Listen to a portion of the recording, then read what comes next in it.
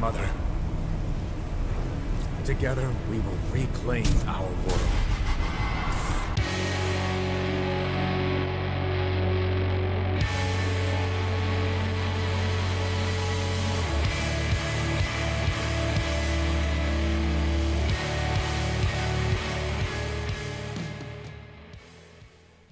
Welcome once again, my fellow manipulators of digital fate. I'm Richie, this is Capricorn, and today we're back at it with another standard deck tech straight out of Final Fantasy Standard. This one's called Calamity, because we're trying to take Jenova, Ancient Calamity, and push her to her absolute limit, and I think we found the Golgari brew that's going to absolutely do it. This deck is utilizing so many different synergies that are cross-pollinating and just mixing together and snowballing into insanity. We have +1/+1 counter synergies, we have death synergies, we have demon synergies, we have kind of everything. And some of these cards are so perfect and some of them are so slept on and people haven't really thought of using them with Jenova yet.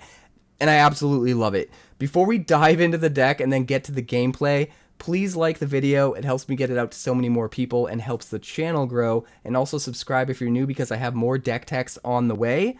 And if you're watching this when it goes live, I'm at Origins right now in Columbus, Ohio, probably hanging out, playing Magic, playing Wonders of the First, playing a bunch of games, meeting some of you maybe. So if you're at Origins or thinking about going, come hang out, look me up, join the Discord. The link is below somewhere. And come hang out with me. But with all of that out of the way, let's go. So this is Calamity. This is my take on a Jenova Ancient Calamity deck. And I'm absolutely in love with all of the crazy overlapping synergies that this deck has. So at the core, we have Jenova Ancient Calamity. 4 mana in the colors of Golgari for a 1/5 legendary alien, setting us up for Edge of Eternity's much. At the beginning of combat on your turn, you put a number of +1/+1 counters equal to Jenova's power on up to one other target creature. That creature becomes a mutant in addition to its other types, and whenever a mutant you control dies during your turn, you draw cards equal to its power. So we're trying to get value off of things that are going to die with very high toughness, and also things that get value off of having counters put on them, which is kind of the backbone of all of the concepts that this deck is just smashing together.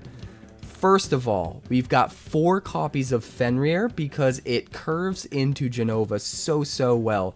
Even if we don't have our 4th land drop, this will find our 4th land drop, put it onto the battlefield to make sure we can play Jenova next turn, and then on chapter 2, it makes it so the next creature spell we cast gets an additional +1/+1 counter on it. So when we actually play the Jenova the next turn, it comes into play as a 2/6 instead of a 1/5, which means immediately when it triggers, it's handing out 2 counters instead of 1.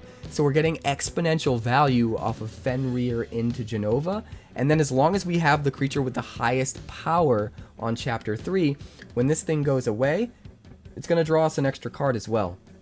And if we turn the Fenrir into a mutant with Jenova, by say putting those 2 counters on it, turning it into a 5/4, not only do we draw a card for having the biggest power among creatures, but we also draw an extra 5 cards off of Fenrir dying, which just seems kinda perfect, but it gets even crazier from there, because we're also running 4 copies of Demon Wall, and if we have a Demon Wall in play, we can immediately put the counters from a Jenova that we cast on the Demon Wall, which makes it lose Defender, and it becomes a 4/4, 5/5, or sometimes even bigger menace creature that only costs you 2 mana, which can be kind of bonkers.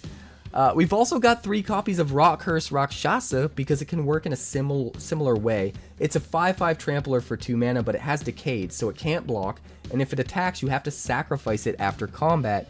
So if you have a Rock-Curse Rakshasa down, you play Jenova, you put your counters on the Rock-Curse Rakshasa, you swing with the Rakshasa, not only do you trample through for a bunch of damage, but it triggers its own death, which draws you 6 or 7 cards and completely refills your hand.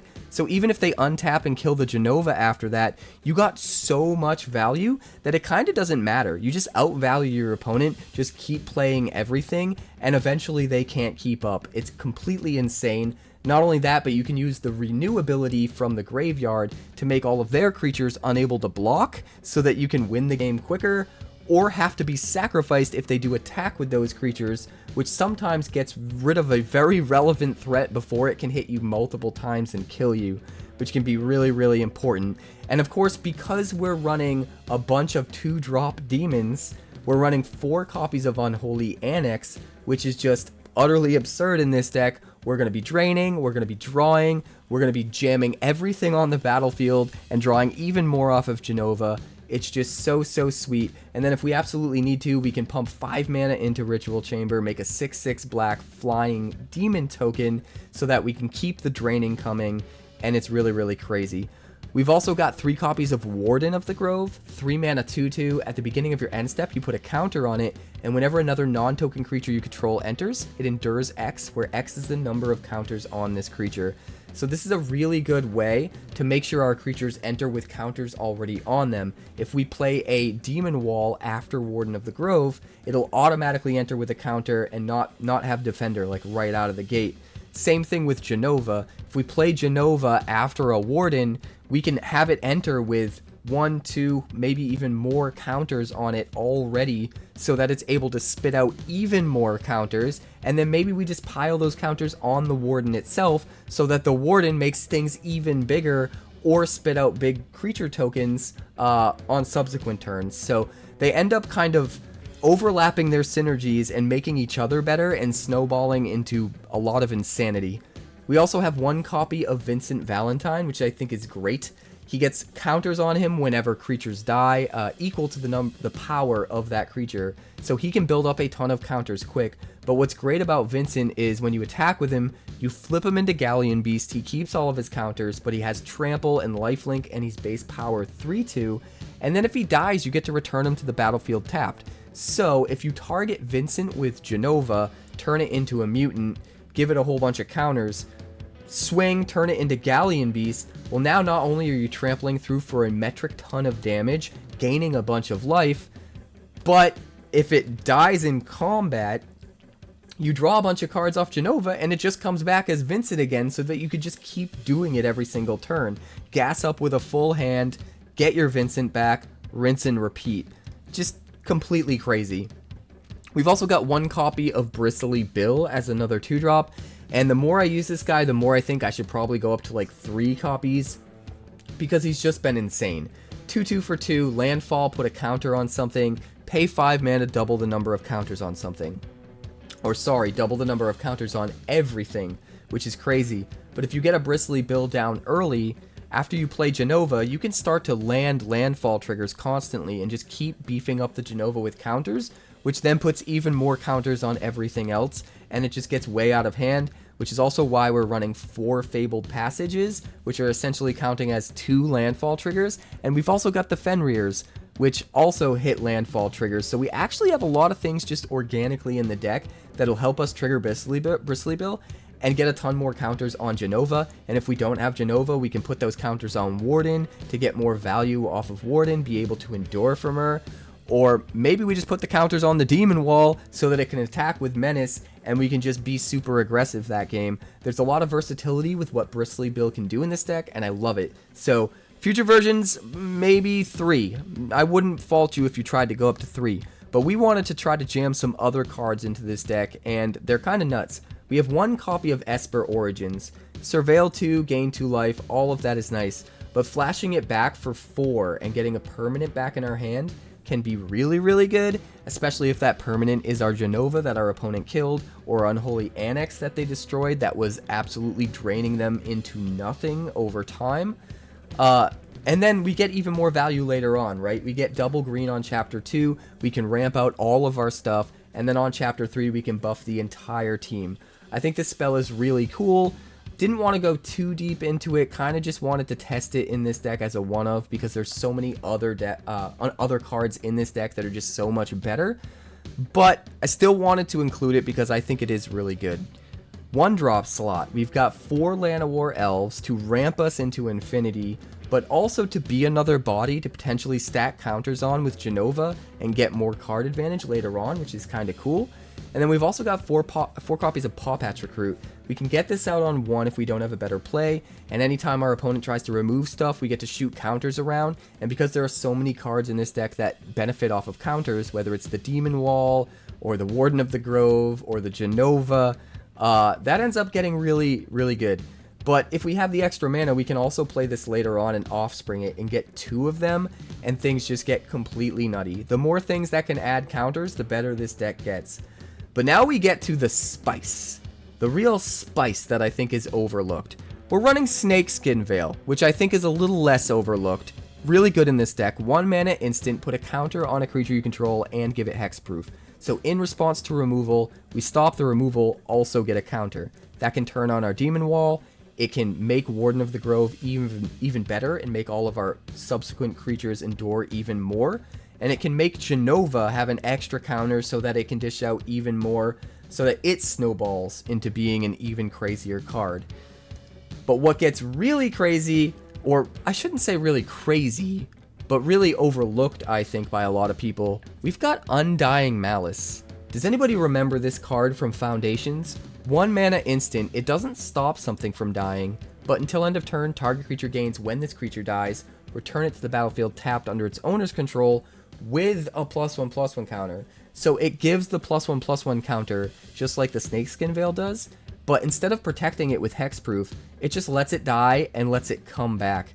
And a lot of times this can be better. Not necessarily on some things, like Warden of the Grove, probably better to use Snakeskin Veil. Jenova, probably better to use Snakeskin Veil. But if they're going to kill our Demon Wall, and then we just Undying Malice and it comes back with an extra counter, that feels just as good as Snakeskin Veil. And there's some things that are even better, because if Jenova has already put a bunch of counters on something and turned it into a mutant, and our opponent's going to kill it, and we're going to draw a bunch of cards, we can still draw the cards. We can Undying Malice it, still draw all the cards when they die, and then it comes back with a counter on it. So say we've got a Demon Wall that's now a 5/5 or a 6/6 swinging in, and it's just too much damage. Our opponent has to block and kill it, or has to use removal and kill it.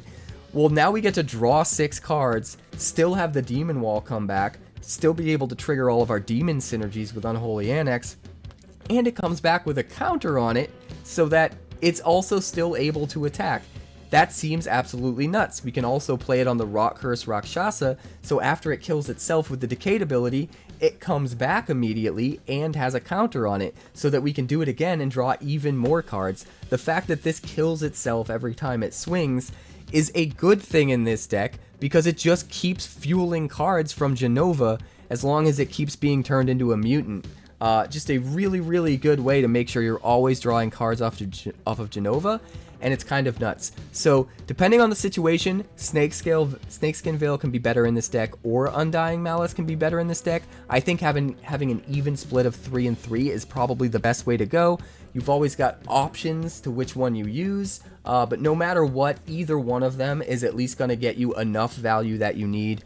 Even if, like, they kill a Jenova that had, like, 7 counters on it, and you have to use Undying Malice so it doesn't come back as big, like, it's still really good, right? You still get to keep your Jenova, and it's still bigger than base Jenova, so you can't really complain about that. So either way you slice it, I think it's still super worth it running both of these, and an even split. I just think they're both really good. I wouldn't necessarily fault you trying to go 4 and 2, 4 with one of these, 2 with the other, depending on which one you like more.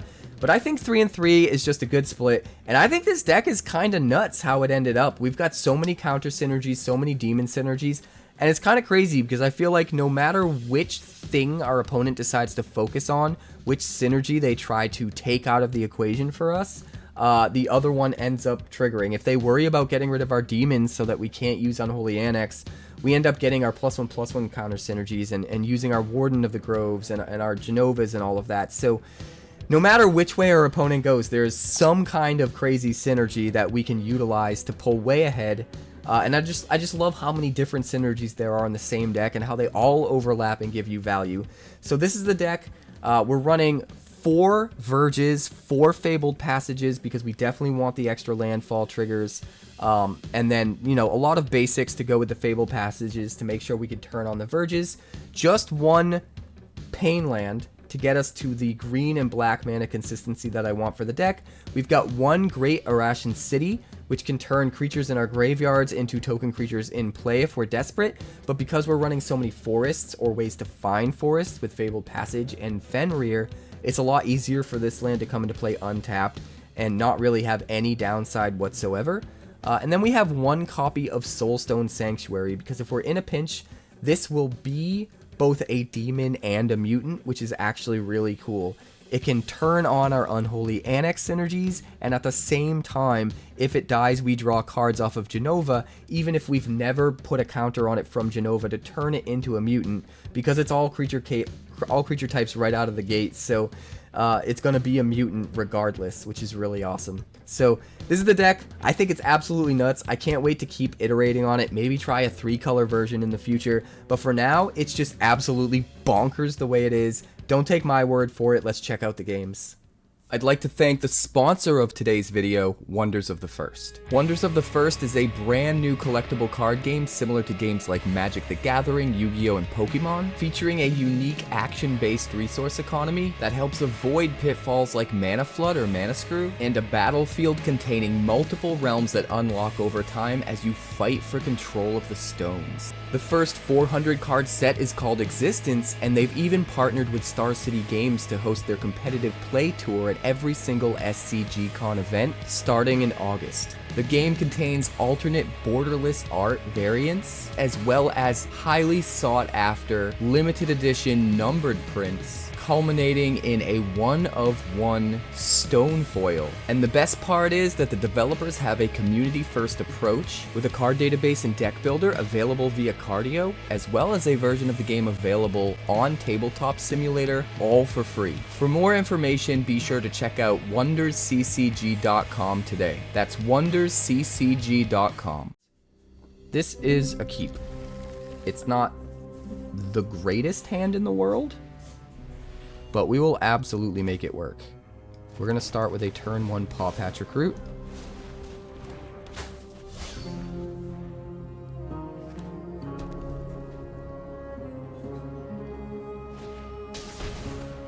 Hoping we draw into another land, to be completely honest. We'll play Bristly Bill. See if he wants to trade. He does. I mean, that's good for us.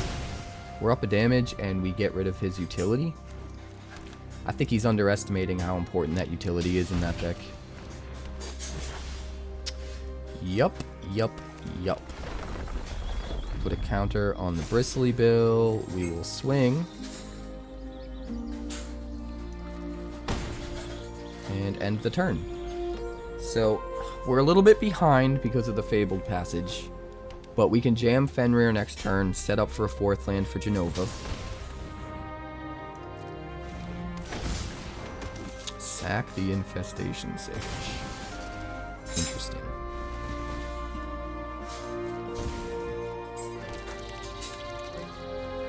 Alright, we're gonna find another black source.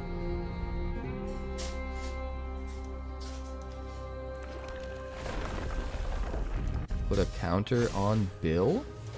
My turn. Like, we absolutely need to Fenrir, right? Makes it so that Sephiroth can't really swing. Gets us our land for Jenova. I would love to Warden of the Grove, but I think it just makes too much sense to do this. We'll find another forest. Put a counter on the Bill. And then I think we swing with the Bill. Alright, we get rid of his thing. The more we can force him to lose one thing at a time, the harder it's going to be for him to flip this.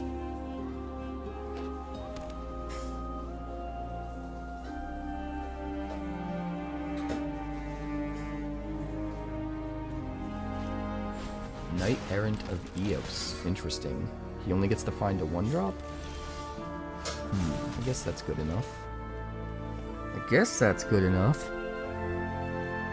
I guess we'll put down a good blocker for the Knight Errant. Put the counters on the Fenrir. And smash. We get to draw 5 cards? Okay. which means we also get to hold up protection.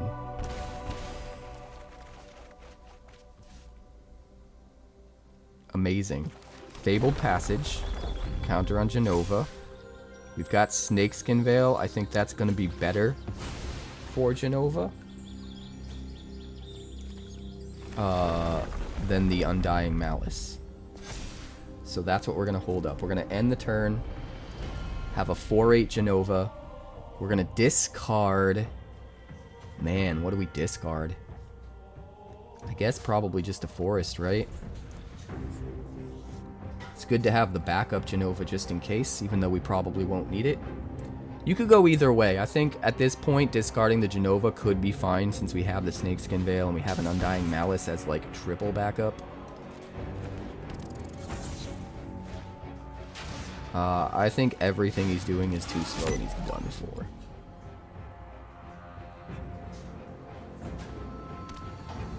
But we shall see.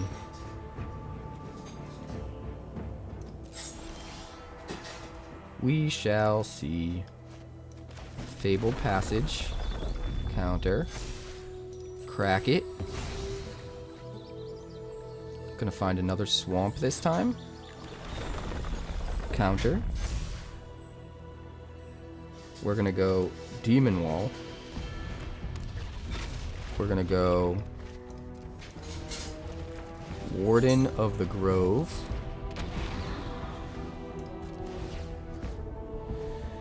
Do we put it on the Demon Wall or the Warden? I think the Warden is probably better right now.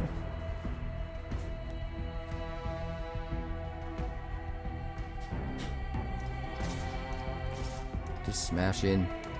What's he gonna do? He doesn't have Death Strike. If we make him block with his dudes, he's never gonna get that Sephiroth to flip.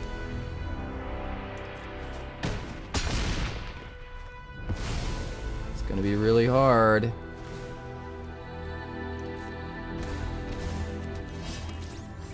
And we've got our demon now.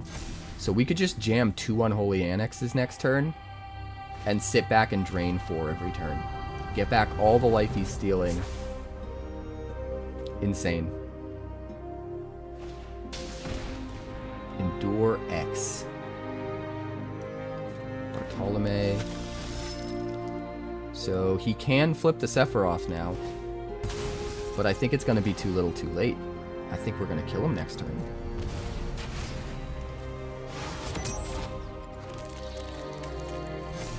He might be able to get there. He can swing for 5. And do another 3 damage in pings. Technically 4 if he sacrificed the Sephiroth afterwards, so that's 9 he can do. That's just not enough right now.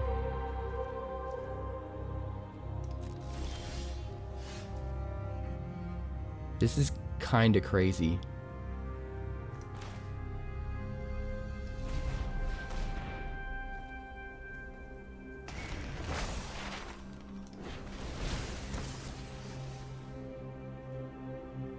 We'll find the last swamp. Put another counter on Jenova.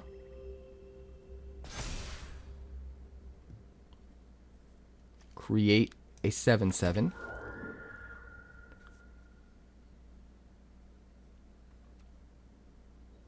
Move to combat. We're going to put all of the counters on the Demon Wall.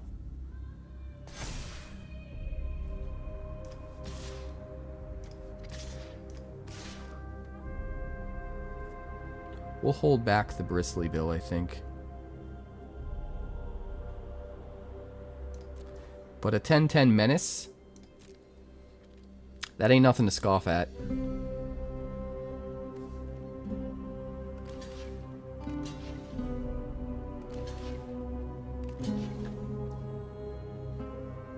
Okay. So we're gonna kill everything. He's gonna flip the Sephiroth.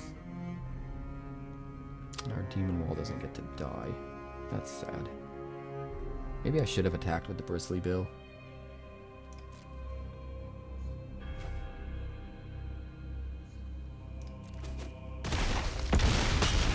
So he flips Sephiroth. We go down 9.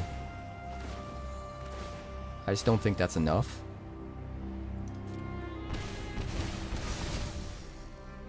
That being said, I do think it's way more important to get some life back rather than protect our board at this point. If we stay alive next turn, we probably just win. So we're going to play the Annex to get some life back.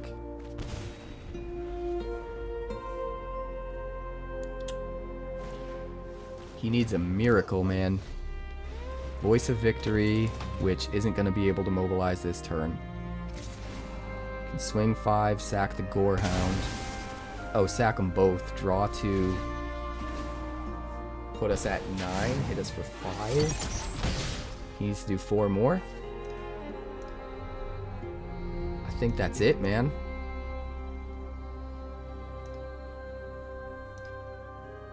I think that's it. I think the pumpkin agrees, right, pumpkin? You are a calamity. You know that? I hear you in the middle of the night. You are very calamitous. Calamitous. Ridiculous.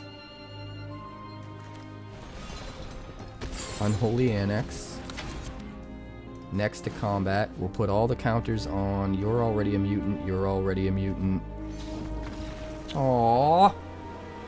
Probably put it on the Fenrir since Fenrir is going to die soon anyway. Get free card draw. Alright, we're going to keep this. This looks good. We have to play the Pain Land, which is kind of a bummer. But we can go turn 1, Land of War Elves. If he kills it, we can still play the Demon Wall. If he doesn't kill it, we can play the Fenrir. Okay, Whispers. That's fine. What's more relevant? I actually think the Rock Curse Rakshasa might be more relevant against Dimir. We'll see if I'm right.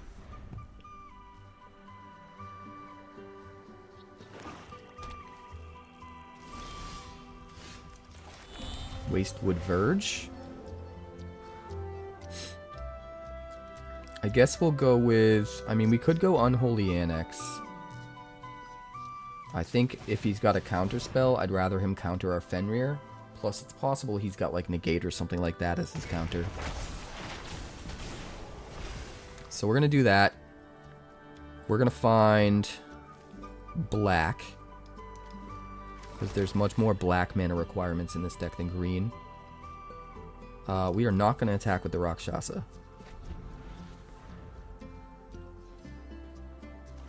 Come on, tap your lands. Do a thing. You don't want to do a thing? Doesn't want to do a thing. That's really sad. We need 1 more mana to hold up Snakeskin Veil and protect our dudes. We're going to slow roll it. We're going to move to attackers.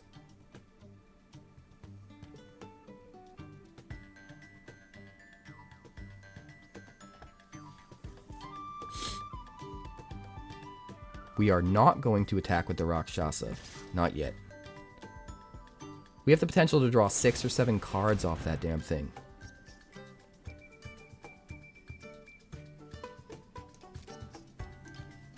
Okay. I mean, I kind of want to play Jenova now, but he might just have removal on his turn for it. Which I hate. Let's just sneak in our card draw, hold up our Snakeskin Veil, and then if we can get to 5, which we can, but we don't have a forest, so it won't enter untapped. That's a bummer.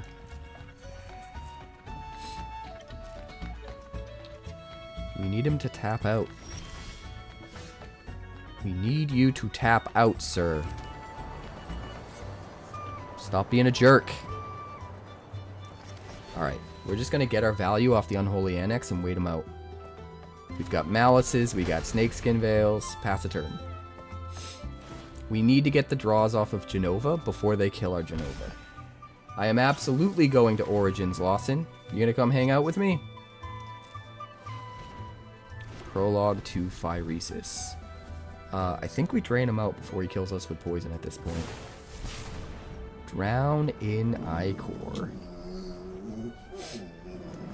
Watch this. Undying Malice.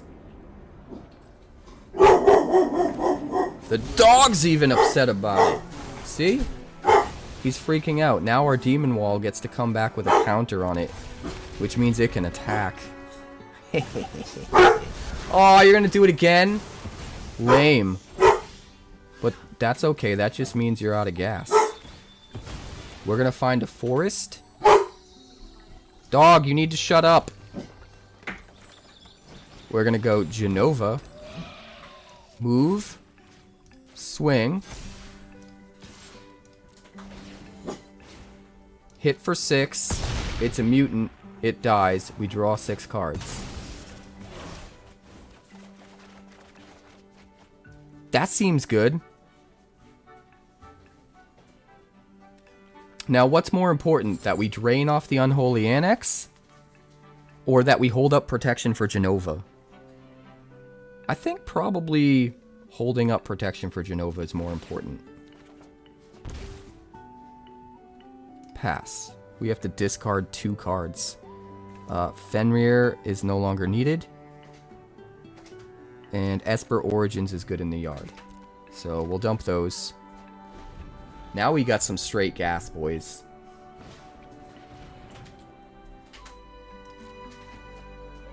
Now we got some straight gas.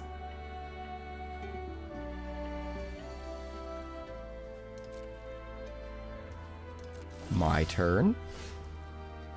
Alright, we'll play a land. We're going to play Warden of the Grove.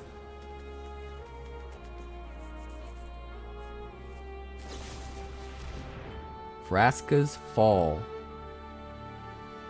We have to sack. Oh, that's not good. Alright, we're going to use this.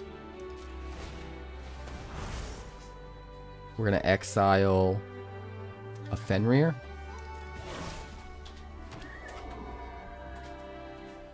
Resolve. Sack the token. That seems fine, right? Put a counter on the Warden. Swing for 1 because we can. We don't get a demon, which is a bummer. But we're not going to win through... Like, we don't need the life gain at this point. We're also still holding up Snakeskin Veil. We have all the value in the world. All the value in the world. This will stop the proliferate too, which is really nice. He's going to have another answer. Either way, he doesn't get to proliferate. Which is very good. We'll play a forest. We'll play another Warden. We'll play a Rakshasa. We'll play a Paw Patch Recruit.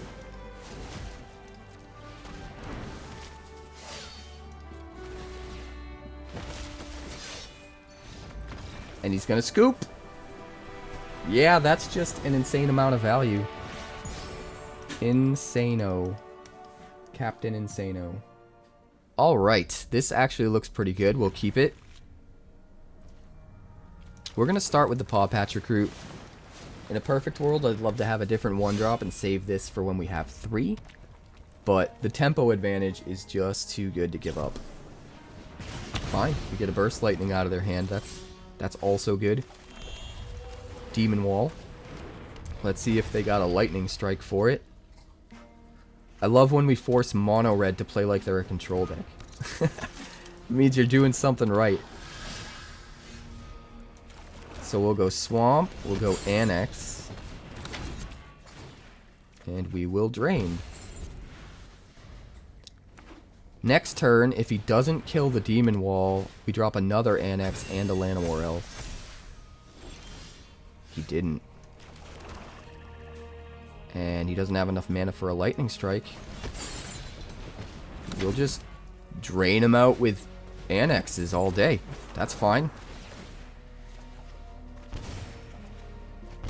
Being at 26 against Mono Red, or I guess Gruul, Mono Red Splash Green, is almost a death knell for that deck at this point in the game. Like, turn 4 and your opponent's at 26, that's the last thing aggro wants. Lawson, I'll send you my number so you can let me know at Origins where you're at, and we can meet up for a draft. That'll be fun. If anybody else is going to Origins, watching this later, you should come find me. Just, you know, leave a comment on a video or something on the channel, and we can get in touch. Better yet, go to the Discord. Join the Discord and chat with me over there if you're new. A 5/5 with double strike? That's fine. I'm not worried about it. We'll go to 16. We will go to 16. We will play Warden of the Grove. And we'll hold up Undying Malice and Snakeskin Veil. Dude, that should be more than enough. We actually could probably just play another Demon Wall right now. Let's do it. Yeah, we'll drain 4, go back up to 20.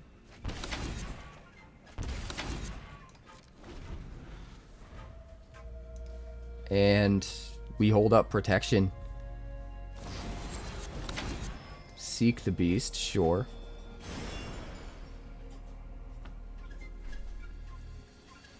I think we might triple block the Heartfire hero. Because we can kill it.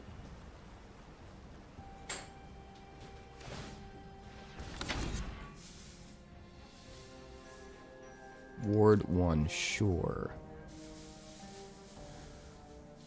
We can definitely kill it. It doesn't have trample yet. He might have the ability to give it trample in his hand. He does have a burst lightning as well, which isn't really enough right now.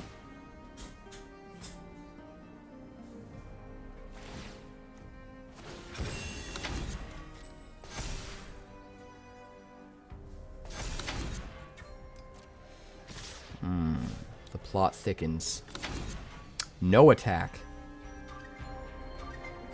No attack.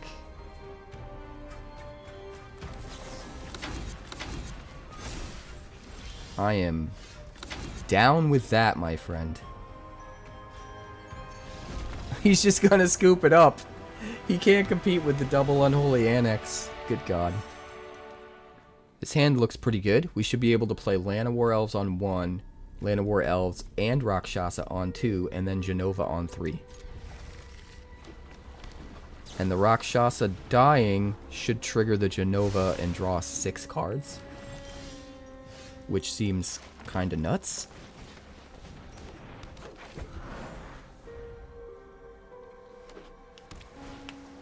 I am here for it. Quarry Steel Cutter on 2. We could also summon Fenrir and still get to play Jenova next turn, but I think this way is actually better. So we're gonna do it this way. And if we draw into an untapped land, we can actually play a land and hold up protection for Jenova. Which is gonna be bonkers. Absolutely bonkers.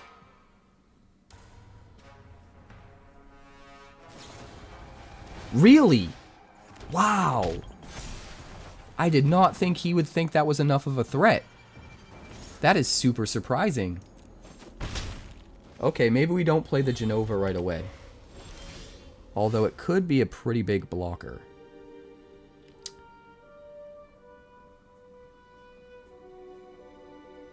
I think we need to set up. Man, I really wish we had another swamp. Maybe we just have to play Fenrir. It sucks because then we have to wait 2 turns to get the Rakshasa online. I actually think that was a misplay. I think under normal circumstances, Izzet Prowess shouldn't care about the Rakshasa. I really think that was a misplay. It happens to hurt us just because of how things are looking to line up. But I think under normal circumstances, it's not really an issue.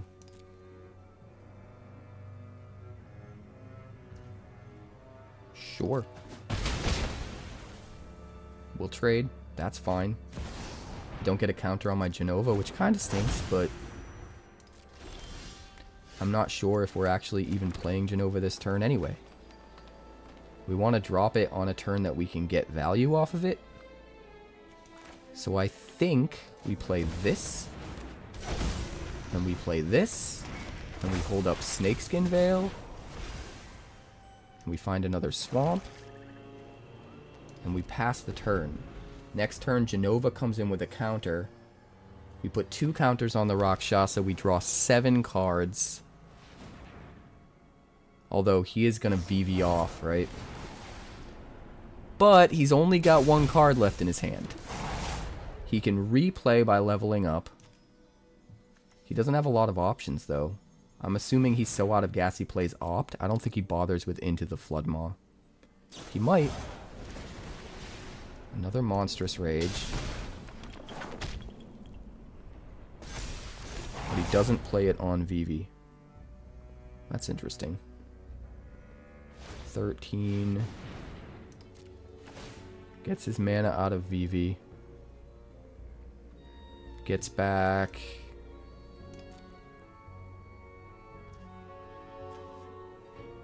Opt. See, that's what I thought he would do. Gonna want to play the Opt as well.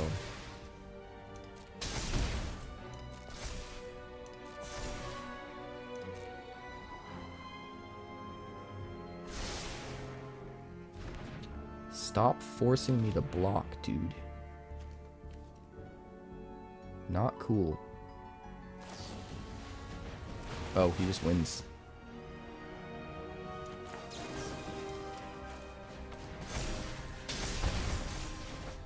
That was kind of unexpected. He just wins. He's got enough trampling damage here. In our defense, though, he got stupid lucky with 2 Monstrous Rages. That's just dumb. That's just dumb. In the top quarter. No black. We could play turn 1 Llanowar Elves into turn 2 Warden, but it's a little bit risky. You only live once. Risk it for the biscuit. Limp Biscuit. Like a chainsaw. Playing Lanny. Little Orphan Lanny. Little Orphan Lanny. Ooh, another Warden of the Grove. Sweet. Is it about to hit a shock? That would be okay, because then he wouldn't be able to shock our elves, which means we can just do it again.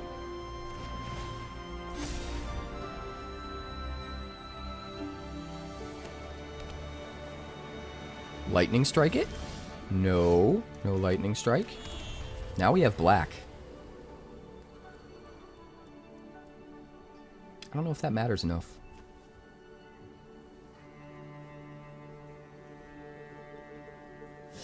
I think we just want the Warden out. Honestly. And we'll go with the extra counter? No. Yeah. And we'll swing. Lightning Strike the Warden? No, Dispersal. Okay. I mean, that's not that bad. 1 more mana, we can drop Demon Wall and Unholy Annex instead. Which is very, very strong. 3-hour drive for you, Lawson? Yeah, it's gonna be a flight for me.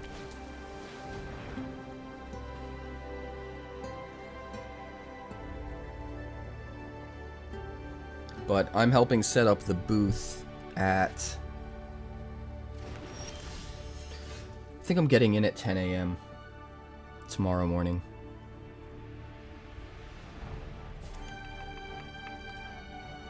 Alright, well, we'll do this.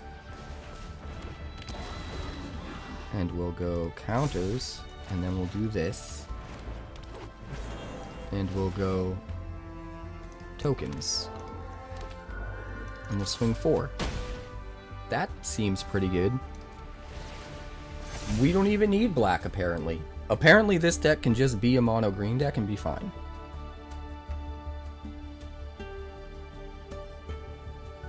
That was not my intention. But it's nice that it's got, like, alternate routes to victory. But now that we have the other Llanowar Elf down, we've got 5 mana. He can't focus on killing them. He has to kill the Wardens. So we can definitely drop Unholy Annex Demon Wall, drain for 2 draw. And then the turn after that, potentially drop the other Unholy Annex and be draining for 4 every turn, even if he deals with the Wardens. Which is just insanely powerful. Insanely.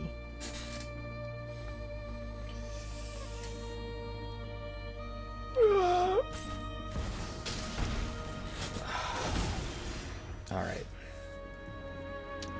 Fenrir. I don't think we care about Fenrir right now.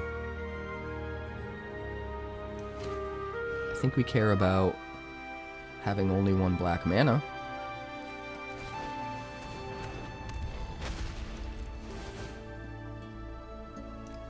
Counters, counters, Fenrir. Let's find that swamp we've been missing. 3/3 white spirit, 3/3 white spirit. And we will smash in for 14. He'll have to block. Gotta block with Vivi. Oof, that's gotta hurt. That's gotta hurt. Now we've got a 9/9 menace that can attack because it comes in with counters. Absolutely bananas. And enough black mana to play both Unholy Annexes. We could drain him out with the Annex and not even need to attack next turn.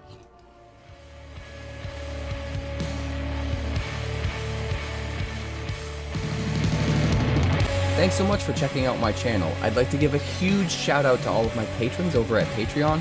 Without you guys, this channel would not be possible, so honestly, thank you from the bottom of my heart for all of your contributions. If you haven't yet, like and subscribe. The more likes we get and the quicker we get them, the bigger this channel will grow and the faster it will grow. I'd love nothing more than this channel to become something very special for you guys, but it's entirely up to you how fast that happens.